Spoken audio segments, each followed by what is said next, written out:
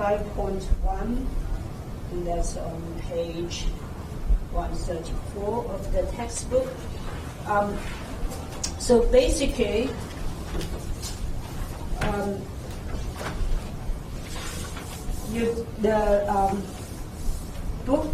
so the experiment was a 3-point bending specimen tested according to that ASTM standard E399, and they got a bunch of data, and then the question is whether that the KQ we got is indeed the K1C.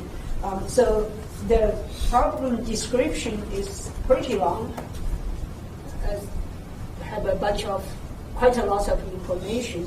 So I'm going to reduce that down to the information that we will need.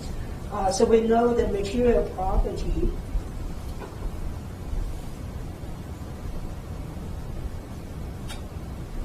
is the yield stress is 1200 megapascal, and then the Young's modulus is 210 gigapascal. The loading rate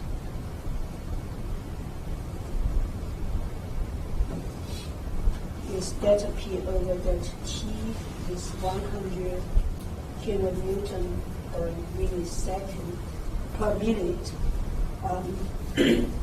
And then the sample had a pre-cracking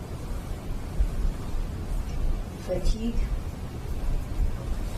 and for that the Pmax is 45 kilonewtons, and Pmin is 0 kilonewtons. So basically from 0 to 45, and went a bunch of cycles. And then they did crack propagation. And that is also fatigue with Pmax. So I will call this, to differentiate these two, put a subscript.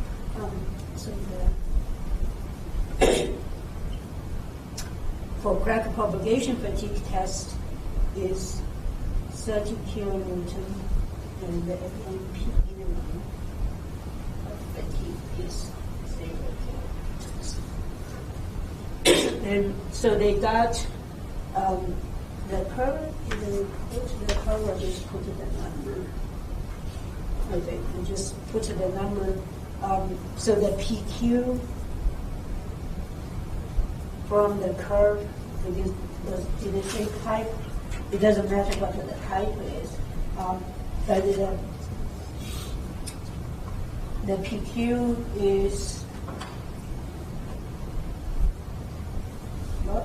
I have to, it's 80 kilonewtons, and the Pmax is 86 kilonewtons. So that's when the material, the sample fractured.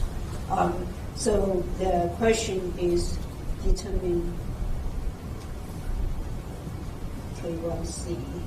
So in this case, we have PQ, you can calculate KQ, but we don't know whether that K1Q is equal to K1C, can be considered the surface toughness parameter or not. So they also did measure, so the dimension of the 3D bending is 3.2 bending. The span is equal to 30 centimeter. The width is 8 centimeter. And the thickness E is equal to 4 centimeter. So, and then they also measured the crack front over here at 5 locations. 3 are inside, and the 2 on each surface of the sample. Right? So the first thing we want to check is check the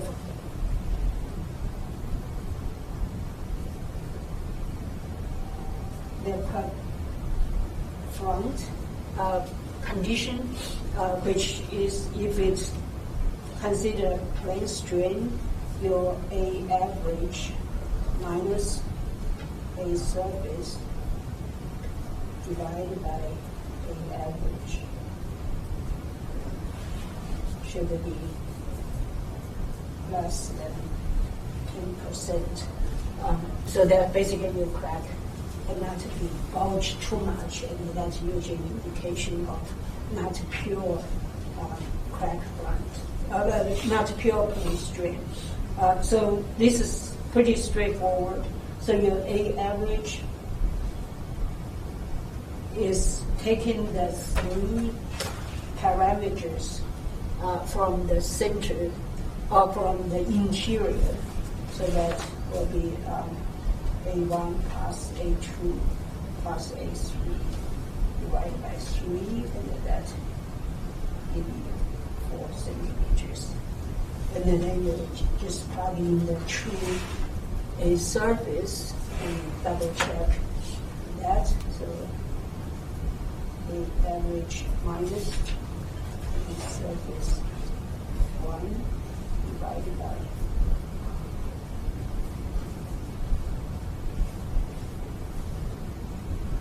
so you plug in those numbers, and the first one is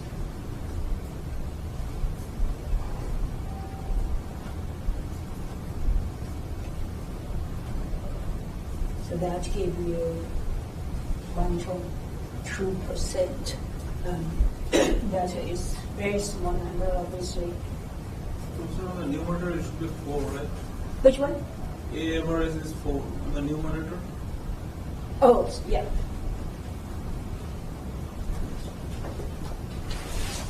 And the second surface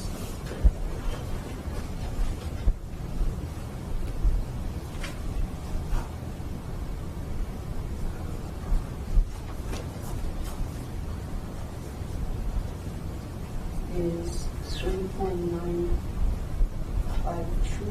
divided by 4. And that gives you 2%.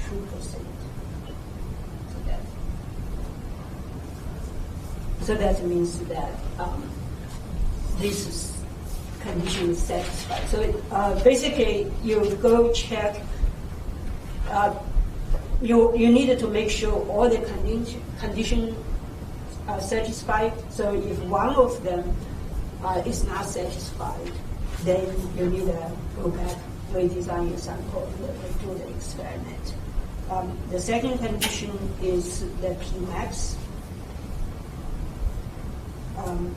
Should be within, or PQ should be within 10% of the Pmax. So that is straightforward. You just plug the two numbers in there. So it's 86 over 80. You get 1.47. So that was a little bit closer. You have essentially 7.5%, and the requirement is 10%, so that's still okay. The number 3 is in terms of the sample dimensions, that your B, A, and W should be larger than 2.5 AQ over yield stress squared. So this is nothing exciting, basically just check all the numbers. So in this case, my A average, A over W is equal to. So for 3-point bending, I go ahead of me.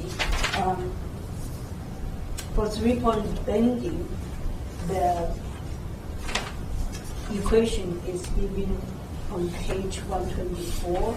So basically, that's the equation you use to calculate the K1. And so you need the A over W ratio, and so you have this big F A over W function that you need to calculate. And then all you need is probably the numbers. So that's why I'm calculating the A over W first. So for A, of course, you will use the average crack length that you measured or you calculated before. That's 4 centimeter. And so that's 4 centimeter over W is 8 centimeter.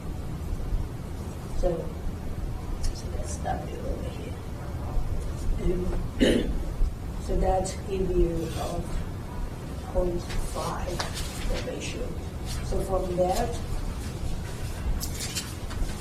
you use this equation 5.9 and just plug in this number in there, and you get F is equal to 2.6.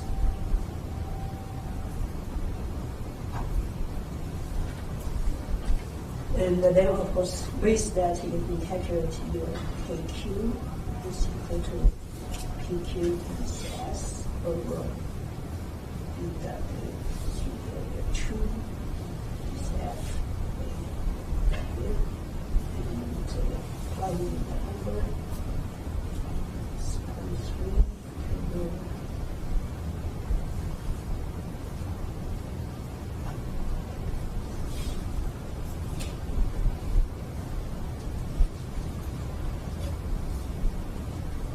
So that gives you 70.5 gigapascal.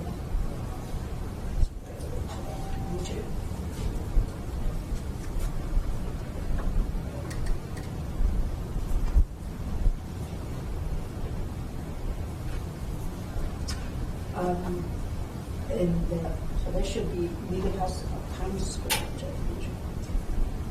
Okay, so now you calculate that term over here, 2.5 times KQ over sigma y squared.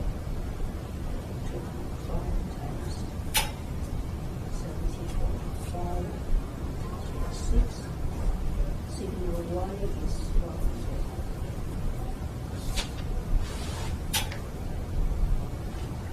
So you do your math or do your calculation, you get 8.66 millimeters.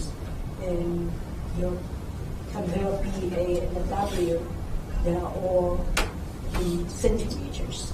So this slide.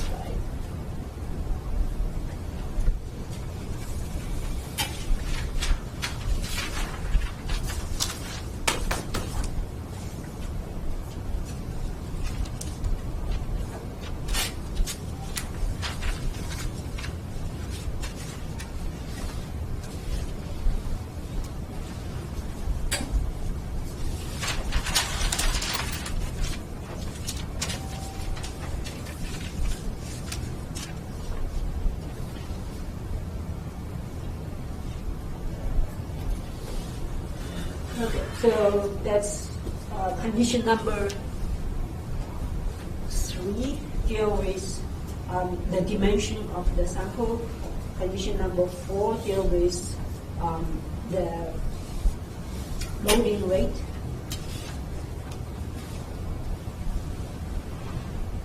So the loading rate in this case is delta K1 over delta T. So basically it's the increase rate of your stress intensity factor should be less than, or should be within 0.55 to 2.75 megapascal square meter per second. And I have no idea how they come up with this number. They probably did a bunch of tests and they showed that within this range, the K1C does not change or is independent of the loading rate. Okay. So with that, of course, so what we have is, so delta K is calculated from delta P. So we have delta P over delta T is given to be 100 kilonewton per minute. And this is in seconds, so we need to convert to that. Just carry that. 60 seconds, that will be 1.667 kilonewton per second. And then you just plug into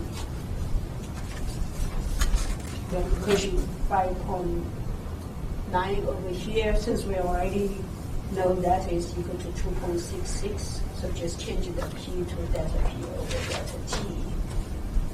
So my delta K1 and the delta T is equal to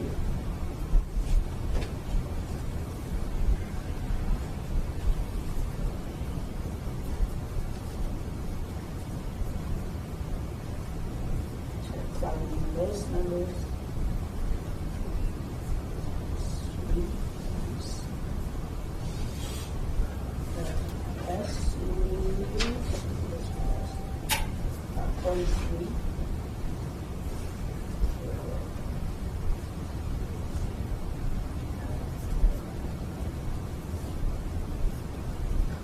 So you do that, you get your delta K1 over delta T is equal to 1.47.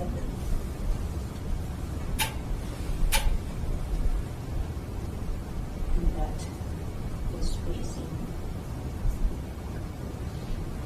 the range that is given, so that is satisfied. So number 5, deal with the fatigue test. So during the fatigue test,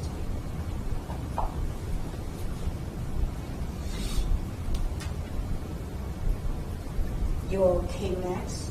Excuse me. Oh, yes. So this loading rate that you have given us, is it just for the 3-point bending test or for? That's for 3-point. Just for the 3-point. That should be the 3-point bending test, right? Because in the fatigue test, they didn't talk about what is the frequency, right? Usually, they probably will have a range for the frequency in the SGMs and everything. Okay, so the Kmax should be 0.6 kQ.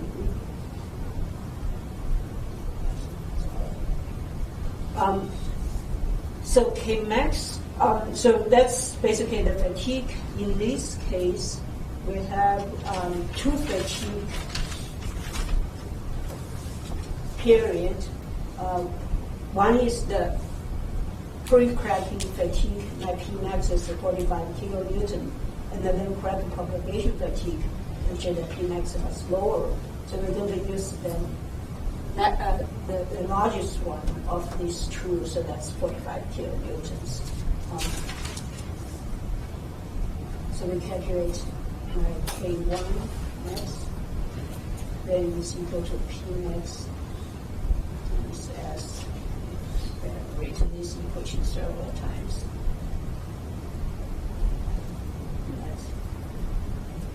That's 45 kilonewtons. You get to the numbers that times 2.66. So from that, you get your K1 max is equal to 39.6 megapascal. And then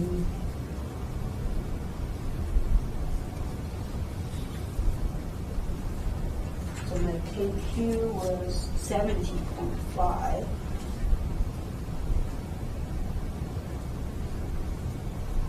So that give me 56%. So that's very close. It's still within the range, so that is okay. And then the last one, number 6, is the K. So during the final 2.5% of plaque growth,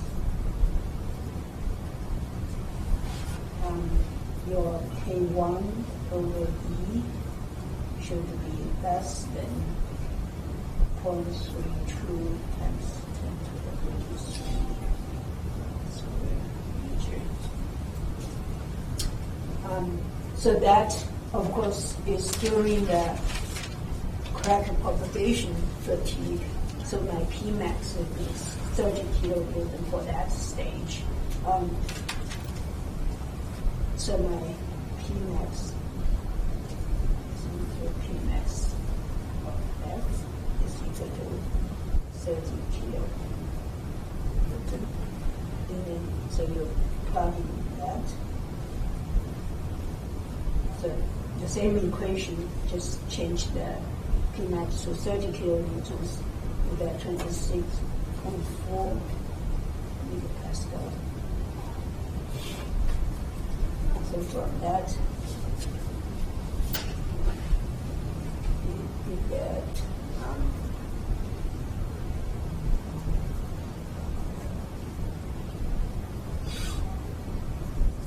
so in this case, I'm assume plane strain. Even plane stress, if we do plane strain, this because of course divided by the 1/u. So here they didn't exactly say whether that's effective or actual. So I just take the actual. So in this case, I get 0.13 times 10 to the minus 3. So I have some margin for that. So basically, those are the 6 criteria. Notice also, now go back over here. I'm still use the FA over W, and the A is average. That's after the crack propagation. So really, if you want to check, that A should be at the end of the pre-cracking period. But since that crack length will be shorter than what we have calculated, so this number will go down. So they are safe. Just to be aware of that. Okay. So based on this, now we have all 6 conditions are met. We're satisfied. So that means my K1C is equal to my KQ, and based on that is equal to 7.5.